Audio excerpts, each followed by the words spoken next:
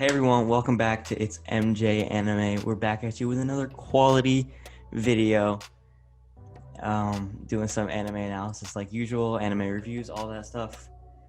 We got our usual co-host, Miles. What's up, man? What's up, Jack? How are you doing today? Doing all right. Excited to talk about some One Piece because that's what we're talking about today. My favorite show. Yes, sir. So hopefully we're gonna be going over the entirety of One Piece in a series of parts. Today we'll be going over, like you saw in the title, the Romance Dawn to Arlong Park the first saga, the East Blue Saga, where you meet Usopp, Nami, Sanji, Zoro, the five main Straw Hats from day one. Kind of give our thoughts on that.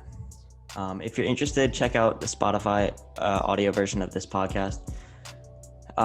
It's on anchor.fm/jack434. It's a weird link, but I'll put that down in the description. And if you are willing to support, there's an option there for donations and stuff like that. But follow the Twitter as well at It's MJ Anime. So yeah, I'll put all that stuff down in the description. We shall get started. Miles, start us off, buddy. All right, so our first arc in One Piece is the Captain Morgan's arc, the Romance Dawn arc. And now this arc, we are introduced to our main boy, Luffy. And what an awesome character he is. Jack, what were your opening thoughts on my guy, Luffy? Just real quick, just put your mic a little bit closer to your mouth, maybe. Let me see. What were your opening thoughts on Luffy? Okay. I can't hold it up like this. You're fine. But what are your opening thoughts on Luffy? It's interesting because I was inspired by the One Piece Virgin podcast to start One Piece, and I originally started watching the anime. So it's a little different in the anime. It starts off with Luffy jumping out of a barrel next to Alvida's ship with meeting Kobe, and sort of a very slight introduction to Nami. Yeah, I was gonna say Nami's actually in that episode. Yeah, and we don't get his backstory with Shanks until after the arc, I believe, or like the later part of it. But that was kind of my experience. I was thrown off by the art style and the general vibe of the pirates theme of it, I guess. What about you? I actually love the pirates vibe, to be honest. Like all the animes, they have like a bunch of intricate art styles, but I think that One Piece's basic art style actually kind of like sets it apart a little bit. It makes it honestly a little more easy to take in if like you're not a casual, like if you don't watch a lot of anime. And I think that's actually pretty cool. But yeah, I agree. I think it's very easy to consume. I mean, at least in the beginning, because later on it gets pretty complicated. But I mean, visually, yeah, it's pretty easy to consume. A lot of different crazy art styles, a lot of different crazy character designs. But yeah, also, I'm not quite done with One Piece, but I think I can speak on the earlier parts. I'm in the middle of Dressrosa, so that's like chapter 750-ish. So hopefully I'll be finishing that by the time we get there, and hopefully maybe we can do some live chapter reactions as well. Chapter reactions. Yeah, that would be something. All right. So, Romance Dawn. First in the manga, we get Luffy and Shanks' backstory. And now it's a great backstory. I think that Luffy, he probably maybe besides Frankie and maybe like Zoro, probably has the worst backstory in my opinion of all the Straw Hats. But it's still a good backstory. Obviously, we're introduced to the GOAT Shanks. We see him save Luffy from the Sea King. He loses his arm. That's actually our first introduction to Conqueror's Haki, where he wards off the Sea King like without even looking or without even touching him. That's actually the first time we ever see Haki in the entire show. And I think that's pretty cool. Yeah, I think that's amazing writing by Oda. I mean, he has so much foreshadowing. Like he planned the whole story out pretty much from the beginning. But what I think I was gonna start us off with was, first we kind of see that Luffy is like arguing with Shanks in a bar, and like he he like eats the devil fruit. He eats the devil fruit like on accident, right? Yeah. Yeah. So that's where it all starts, and that's where we kind of get introduced to the first general power system of One Piece. Great power system, a lot of flexibility there. I think it's one of the best power systems. I would agree. Um, yeah. So after that, it's actually interesting. I watched a review video on this, and I forgot about this, but Shanks actually gets beat up in the bar. Oh, Um, what's the mountain bandit dude named Higema, right? Or something weird like yes, that. yeah, he's like an 8 million Yeah, he's kind of a bounty, 8 million loser. berry bounty. Oh, we also see the first death in the entire show. Who Right there. When Lucky Roo kills Higema's guy. You is don't that remember true? that? I It don't was remember that. so cool. The dude was trying to walk up on Shanks, and then he pulled a gun at Shanks, and then Lucky Roo, one of Shanks' crewmates, killed the guy who had the gun on Shanks. Yeah, But I it's completely okay if you forgot don't about that remember it. actually. But it's actually the first death in all of One Piece. Just a fun fact. Just a little fun fact. Yeah.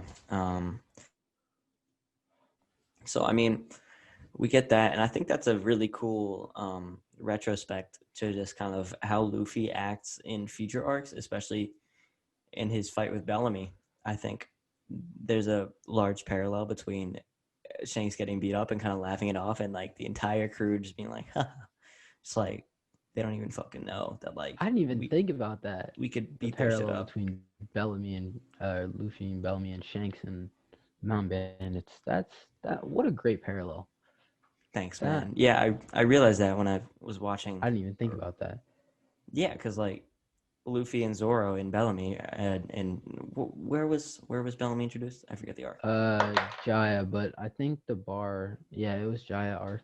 The Jaya arc. Okay, so in Jaya, they were gonna get their shit rocked by Bellamy's crew, but they kind of just laughed it off because like they knew that like you could beat their shit up, And then which look what is happened cool. I later. think.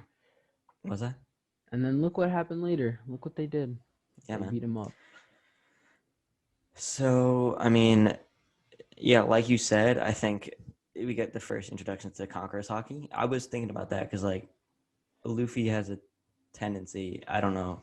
Um, this is first introduced in like Fishman Island a lot, but his tendency to be able to speak with animals and kind of know their consciousness a little bit more than other people. It's hard to explain, but You do find out about that later in One Piece, but you're not at that yet, Jack. right. But oh, I mean, I Okay. kind of know that like he can kind of not speak to animals, but You can't really speak with animals. It's something different. You just got to get to it. okay, yeah. But I like think that after the backstory, actually you can go ahead. okay. I was just gonna move on to where we meet Zoro and Kobe, Oh yes. and would you like to speak on that behalf? I do think Zoro is a top 5 character, and his intro is honestly really cool. So when we first meet Zoro, he's like been tied up to this post, like kind of getting crucified because he's originally like a bounty hunter. That's where his name comes from, pirate hunter Zoro. So he like what's it called, like fights pirates, but he eventually gets captured on this marine city. Not It's not a city. It's like a It's like Navy marine. base or something. Yeah, Navy base. That's good. So he gets on a Navy base, and he's just like they have him hanging there for, was it like a month or something like that, and it was like if Yeah, you can survive without food or whatever for a month, then we'll let you go free. And he's pretty much getting captured or getting like held there by this dude named Axe Hand Morgan, who I forget his marine rank, but he's like a pretty low level marine. He's pretty it's like a trash. captain. I don't know. Yeah, Captain Morgan, you're actually right. Captain Morgan, so he gets captured by him, and then after that he gets like harassed by his son Helmeppo like almost every day. Helmeppo's like the biggest loser of all time. He's the definition of all talk. He literally goes up to Zoro, just like talks down to him the whole day, and it just can't ever back it up, and is just pretty much the biggest loser. And then we get introduced to this little girl. I forget her name. Do you know her name? Which girl are you talking about? The girl that gives Zoro the food. I don't remember her name, but there is a girl who gives him food. Well, yeah, so pretty much there's this girl who gives Zoro food, and then that's pretty much. And I think Luffy meets her, and that's how we actually get introduced. The first meeting between Luffy and Zoro, when Luffy sees Zoro on the post, if I'm not mistaken. Yeah, I think so. And I think Luffy kind of becomes enraged at the Navy. But when he finds out that they're actually going to execute him no matter what. And he kind of becomes enraged and sort of, we see the first glimpse of his gum powers when they shoot him, but he just ricochets the bullets right back. And we see a glimpse of Zoro's powers as well. Oh, yeah.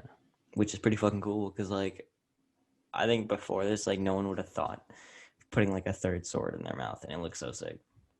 I think that Zoro is definitely a top 5 coolest anime character out of all the ones I've watched. Zoro is sick. Yeah, he's definitely cold-blooded. He's sick, for sure. But I think overall, I think that Romance Dawn is a great setup, especially now that we're 1,000 chapters deep into One Piece. I think it's a great setup in the grand scheme of things when you see all the different introductions to important characters, important power systems, and just overall fights in the world, pretty much. 1,000 chapters. We get introduced to Shanks in chapter 1. We still know the same about him. Yeah, like literally nothing. It's crazy. 1,000. Still remains the Romance biggest Dawn. mystery. Out of 10, what would you give it, J Cal? Probably like a 7. I mean, at the time, maybe like a 6 or a 5. But like knowing how big of a setup it was and how inclusive it was in the story, I'd probably give it like a 7, solid 7. That's exactly what I have it at too. I have it at a 7 out of 10. Yeah, I mean, 7's such a trash rating, but like if 5 is like an okay and 10 is a perfect arc, like it's a good arc. Like all the One Piece arcs are good except one. Except for fucking Syrup Village. But we will get to that in 2 turns. Yeah. All right. So yeah, go ahead. Now it's Orange Town, Jack. Would you like to introduce one of the best characters in the entire show? Yeah. So in Orange Town, we get introduced to Buggy the Clown, a running meme, but not really a meme anymore. And it's whatever, but a running meme in One Piece. And it's a meme that Oda recognizes the meme. Yes, correct. But yeah, we get introduced to him, and he's the first person other than Luffy with the devil fruit. And that is I forget the name? The chop fruit. Chop fruit. So basically Zoro does not do anything against him. So, I mean, in Orange Town, we kind of get, actually, there's one thing that's kind of important. We know that Nami is trying to steal a map of the Grand Line from Buggy. And that's the first introduction to the Grand Line in One Piece. That's probably the most important thing, aside from the introduction of Buggy. The dog story with the pet store was heart-wrenching. Kind of sad. Yeah, that was sad, bro. Like I hate the like I get broken down at the story of like a lonesome dog and stuff like that. So that was pretty sad. Over Orange Town is an average arc, I would say. It's not great, but it's not bad. Yeah, unless we're forgetting something, I think those are like the main 3 points of Orange Town. I mean, there's not that much going on. Pretty much, I don't even know how many episodes it is. Probably only like 10, maybe 5-10 episodes.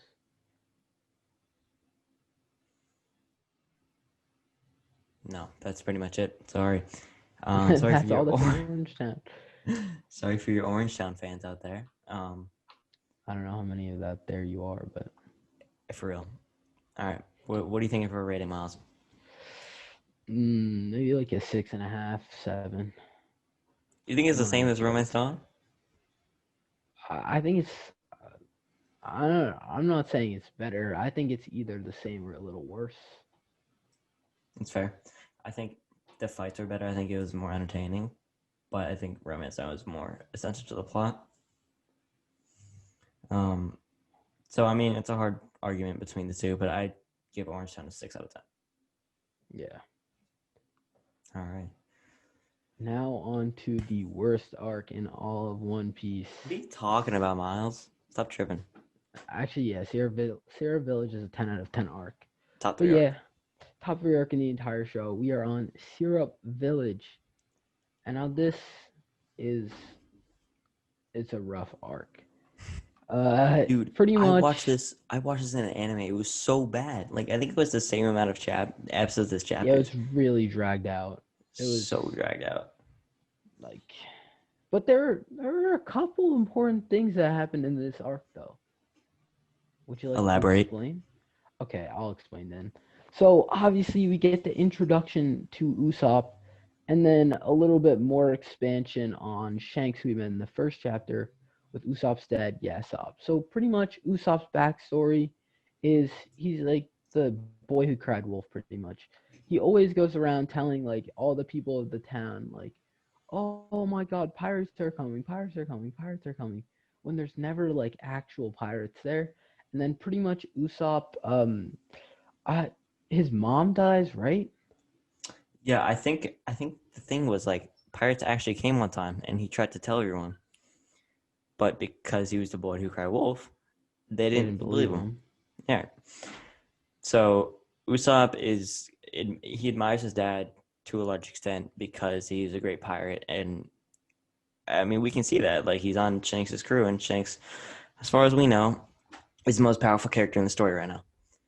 So, I mean, we get Usopp's backstory. We get an introduction to him and his three little minions, three little onions.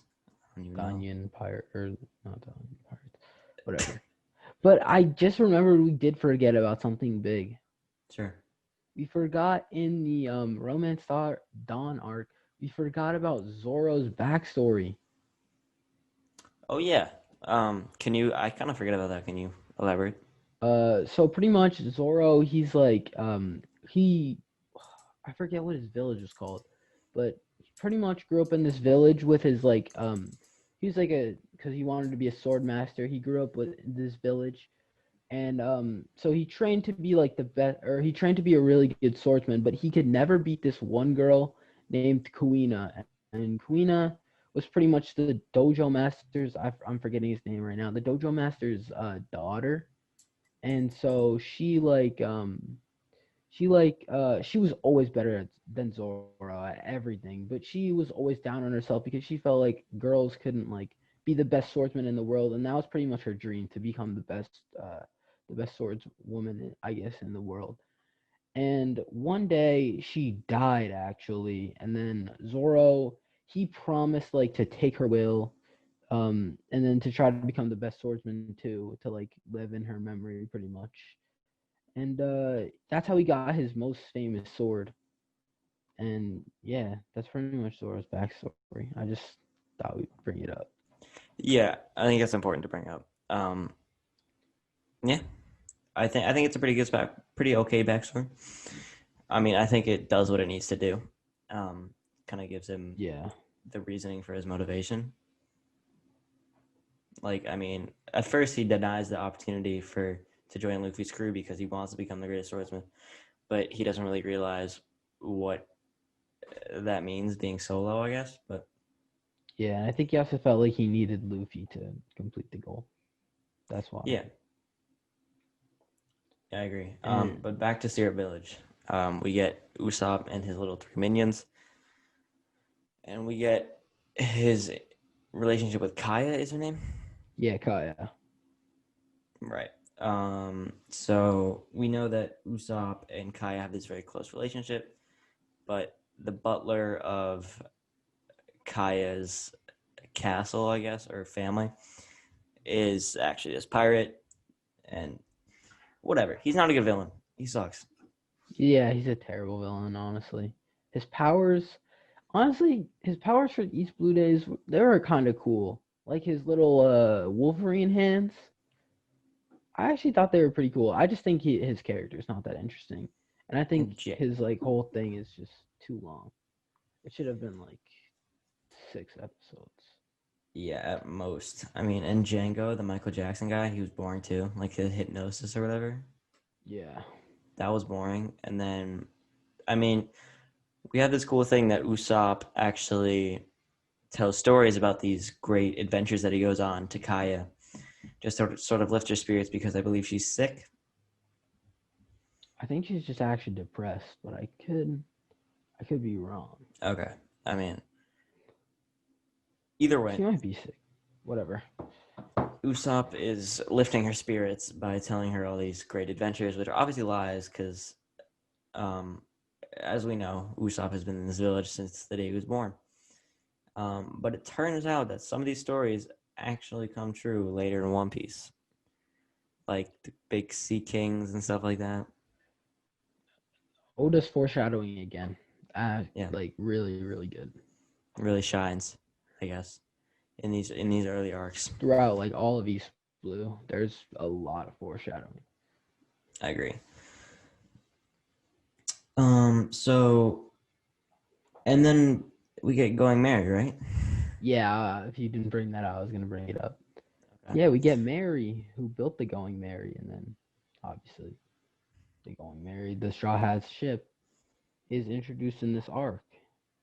Yeah, which is a vital character. That was the first time I cried in the manga. Was It's when Going Merry passed Going away. Merry's a Straw Hat. Don't Yeah, think man. it's not as a Straw Hat. She is. Is that it for Hero Village? I can't think of That anything else. that's all I can remember. If you have anything, I elaborate. don't have anything else. I don't think. Hello, everyone. It is just me. For this ending, there were some technical difficulties. For this video, we were actually going to do the entire East Blue Saga, but the Baratier and Arlong Park recording got lost in the files somewhere. So, we will be doing another video in a few days. Probably when you're seeing this, it will be up in a few days. But both videos should be relatively close in time. But I'm just going to end it here. Thank you all for listening. I appreciate you all. Hopefully you're subscribing. It is free. Helped us out a lot, especially as a starting channel, and hoping to grow a lot. Like, comment, all that good stuff. Let us know your thoughts on the video. Any video tips, recording tips, audio tips, all that would be muchly appreciated. If you really want to support the podcast, which would be amazing, go to anchor.fm/jack434. I post all the audio versions of these podcasts on Spotify as well at It's MJ Anime, and check out my Twitter for some hot takes at It's MJ Anime. But thank you to Miles for being a wonderful co-host, and It's MJ Anime, and we out of here.